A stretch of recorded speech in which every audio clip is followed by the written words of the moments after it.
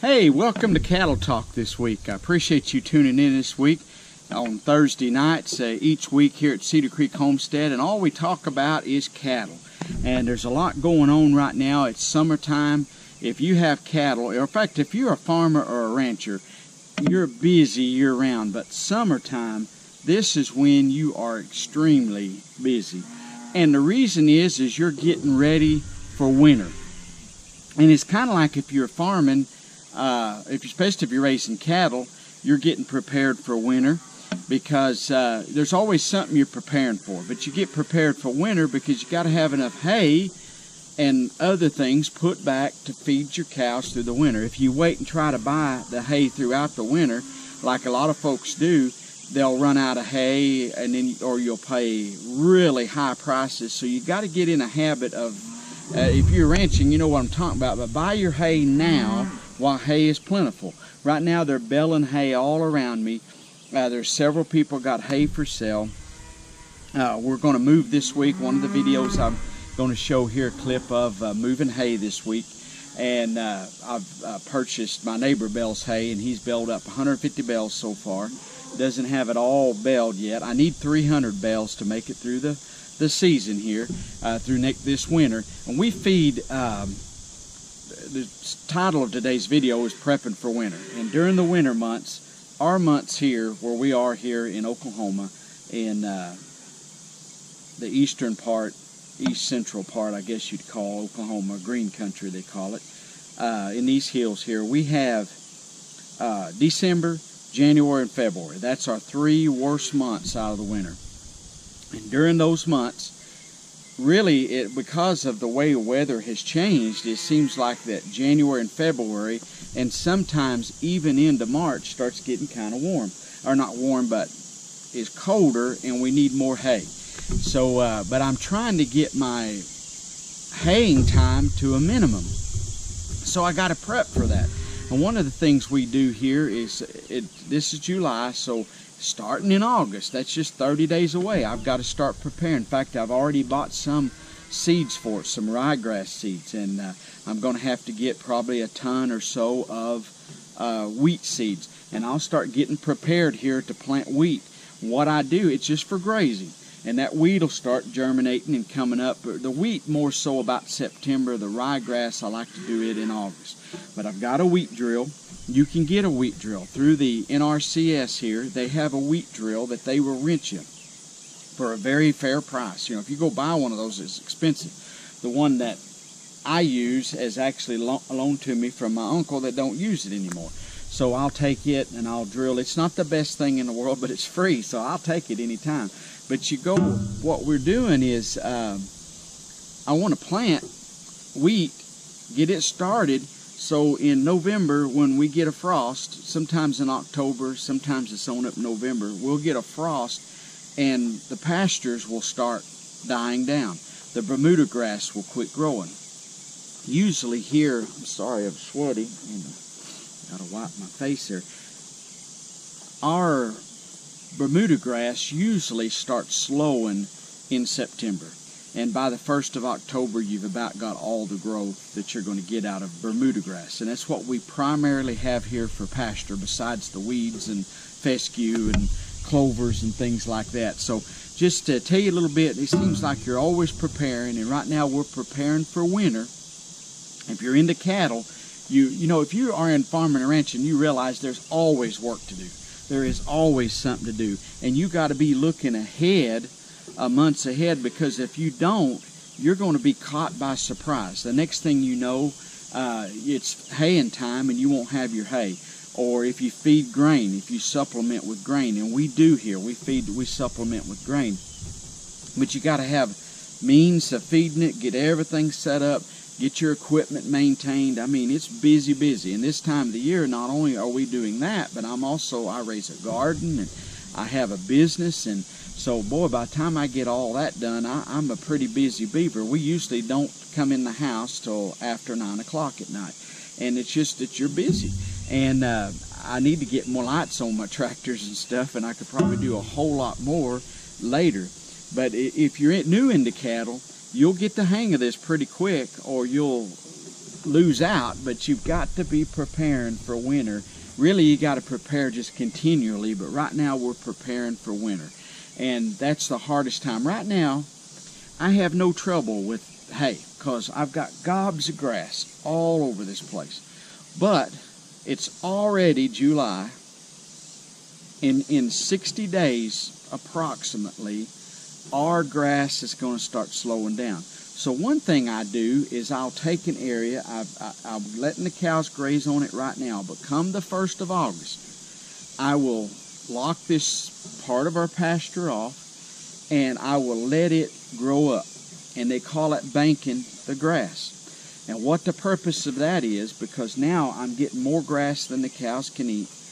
Bermuda grass does better if you keep it kind of short. Now there's other grasses that I understand that they grow in other parts of the country that you don't need to keep it this short.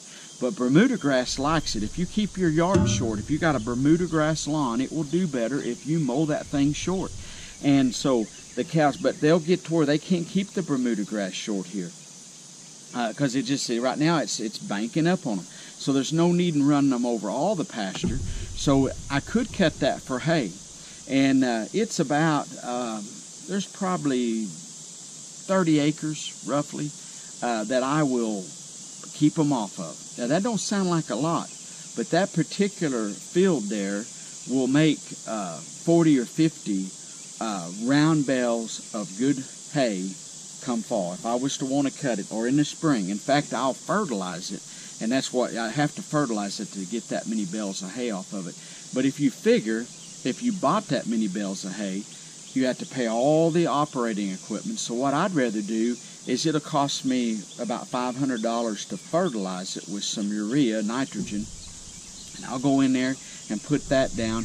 And if I had to buy that much hay and move it and all the other expenses, it would be a lot more than what the $500 is going to cost me. Plus, it's got more protein. The grass does better. It's more potent.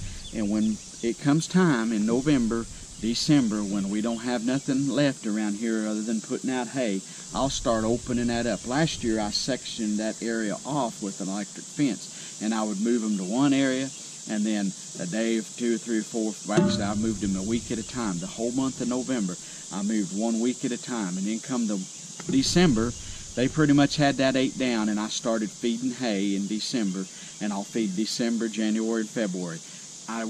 Now I had heifers over in this part where we are right now, this particular paddock, they call it paddock, I guess that's the word of the week, paddock. That seems to be the official term. I call them little pastures, but this particular pasture right in here, about 30 or 40 acres in this area right in here, I drilled in wheat last year, and it did very well. I think I fed every deer in the county. And what happened was I kept 10 heifers back, and I left an old cow with them, an old cow that she just, we call her Dakota, and you've probably seen some videos, and I love that old cow, and I just hate to part with her, but she needs a few more victuals in her old years. Raises a good calf every year. Had a little black white face heifer. I was like, I'll keep that because she's a good mama. That calf's out of good stock. Well, this spring I turned them in over here on the hillside. They civil pasture, I think's the proper term they call it. I just call it pasturing up in the woods. But a bunch of the woods has been cleared, but some of it hasn't been, and it's rocky, and it is rattlesnake haven. And I had her calf was getting pretty good size, 3 or 4 months old, and when I turned them up in there, it got snake bit and it died on me. But anyway, that particular pasture up there, I can't drill weed on it, but we'll let the cows graze on it. But it joins this right here, and I had all this with wheat, and I think I fed every deer in the county. The deer were just thick, big bucks. It was a wonderful time here to watch that. I went hunting, didn't kill nothing. I could have killed several deer. I guess I'm just getting too soft in my old age. I'm getting lazy. I just don't want to clean the things. But I had a wonderful time, got some on video, and just had a fun old time watching the deer come out in the evenings. But nonetheless, we put the wheat out there. I kept those 10 heifers and that old cow, Dakota, on here, and she had her calf, raised those 10 heifers, never had to feed them any hay at all, and they kept roly-poly fat. I mean, they stayed fat the whole season. I supplemented them a little grain every day. Those heifers are as big, if not bigger, than the heifers I kept from the year before, and I believe it was because they had so much to eat. I'm going to start as a practice now, separating my holdover heifers, the heifers that I'm going to keep for breeding. I'm going to keep them and feed them extra and try to run them on wheat. And that's a plan, a game plan I have this year. I'm going to see how it goes. I'm learning at this thing. I've been around cattle my entire life. Here, pretty much raised on this piece of property my entire life. There was a spell that I moved off to work, actually for 20 years. But I came in and kept check here on this place, and my folks lived here. My dad had cattle. I helped with those cattle. We built fence. We did things when I'd come in. And so I have had a connection here my entire life. I've turned 50 this week, July 18th. In fact, the airing of today's video, I guess, is my birthday. But the big old half a century old. But I've been on this piece of property all this time, pretty much. Or been on it, worked on it, hunted it, whatever, raised cattle. I've loved it. But I am also evolving as I go because I've got to learn new techniques. And if you're going to farm or ranch, you got to do the same thing. I would ask you this question: are you a farmer or a rancher?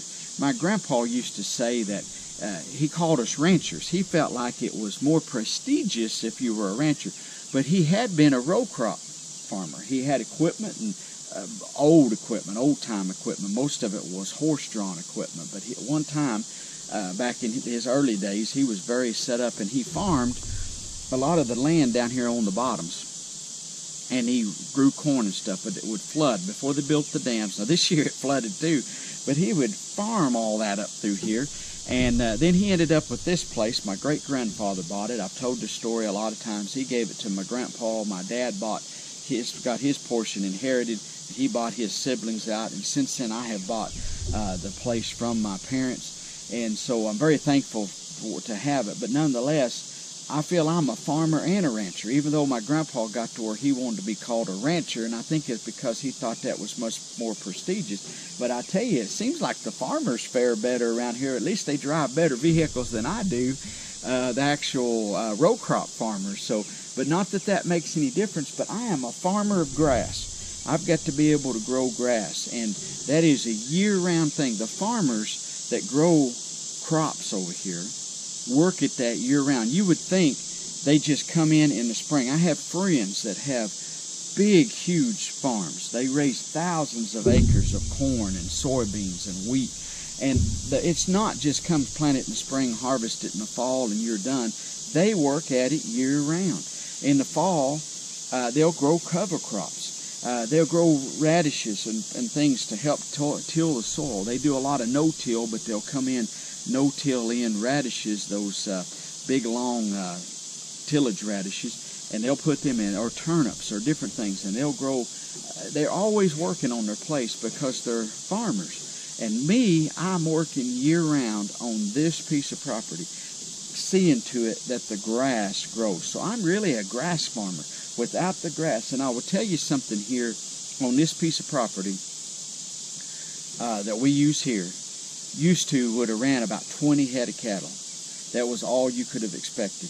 Now, which there's about 200 acres we utilize here, which is approximately the same that was back in my grandfather's day. Now, he got up to where he was built it up, and he had the pastures. He started rotationally grazing. He had it all sectioned off in little pastures. Over the years, all those fences got tore down, and I redone those fences and even added some and enhanced things just a little bit more. But he had learned about rotationally grazing. He called them little pastures, not paddocks, but whatever you want to call them. I think that's a name that got started overseas, and that's stuck here.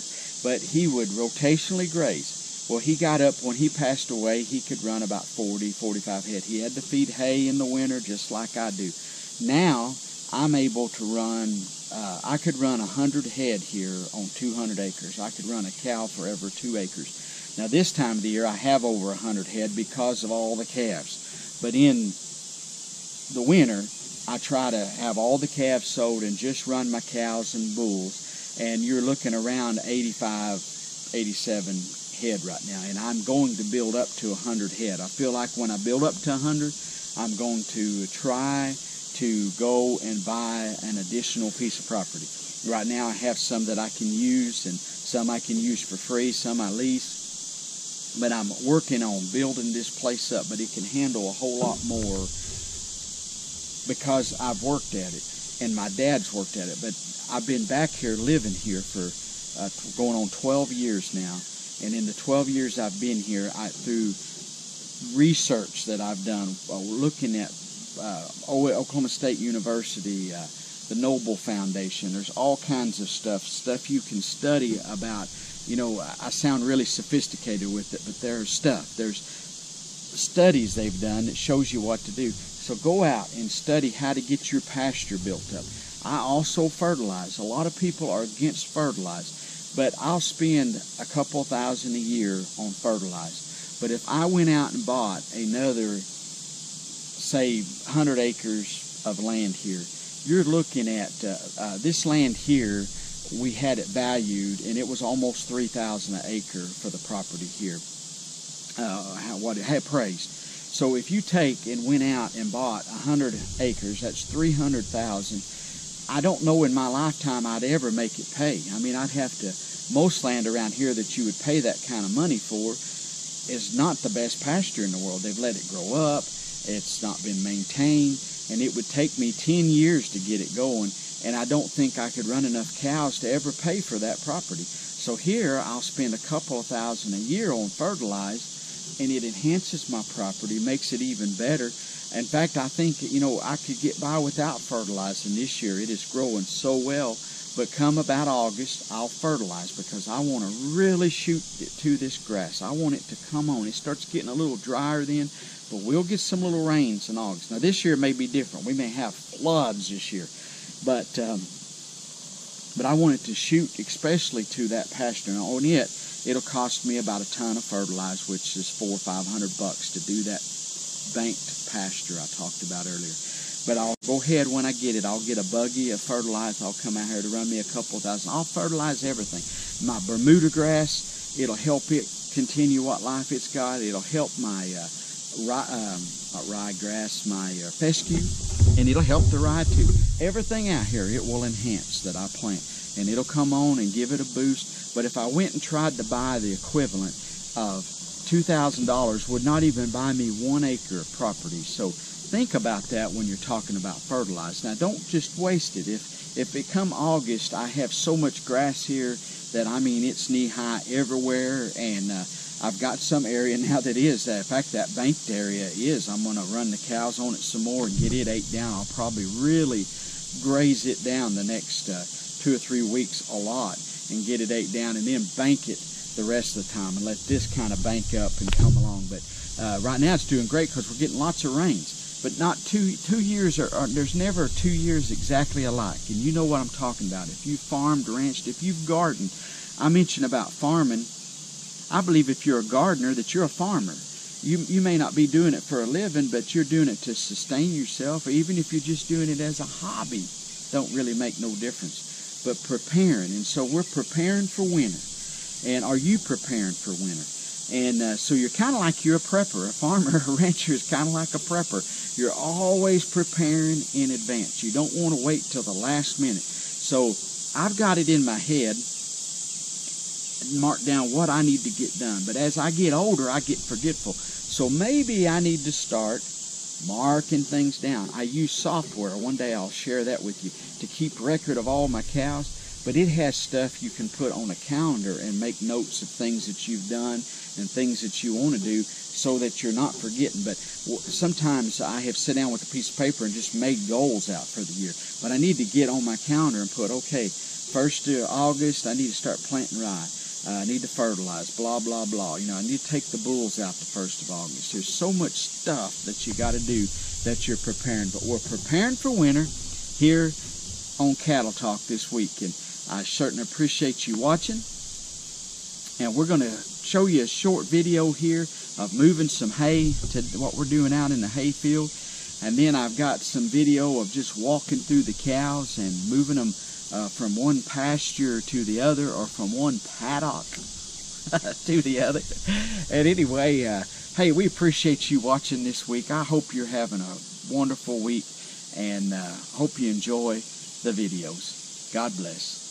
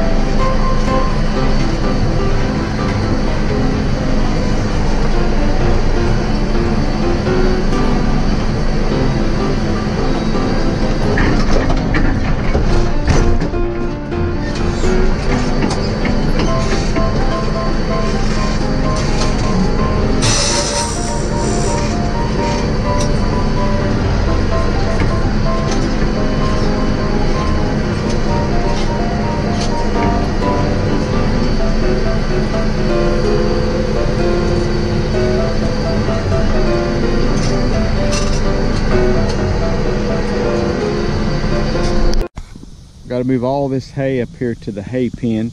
Got about 98 bales to get moved off of this field right here. We've over here on another field we got 50, so we're halfway to our goal of needing we need about 300 bales and probably get about 100 extra. But anyway, there's a little look at the hay and what's going on out here at Cedar Creek Farms, and we're making a dent. And don't know if you can see over there in that field or not. There's some cows. That guy's got weeds taller than his cows, and I think that's a shame. person ought to take better care of their property. I don't know what the deal is over on that place, but he could bale the weeds and get 100 bales of weeds, I think. But anyway, just taking a quick overview here of the hay and what we got going on, and I got a few of them moved up here so the guys can load them when they get ready, and I'll have to come back tomorrow and do a little more.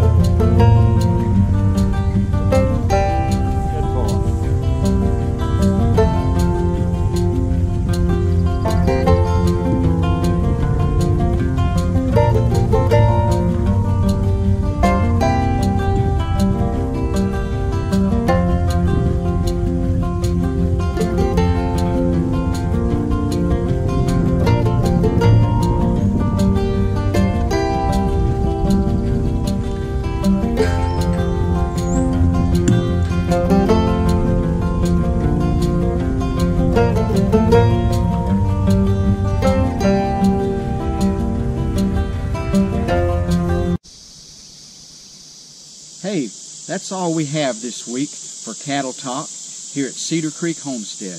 Be sure to set your calendar for every Thursday at 7 o'clock p.m.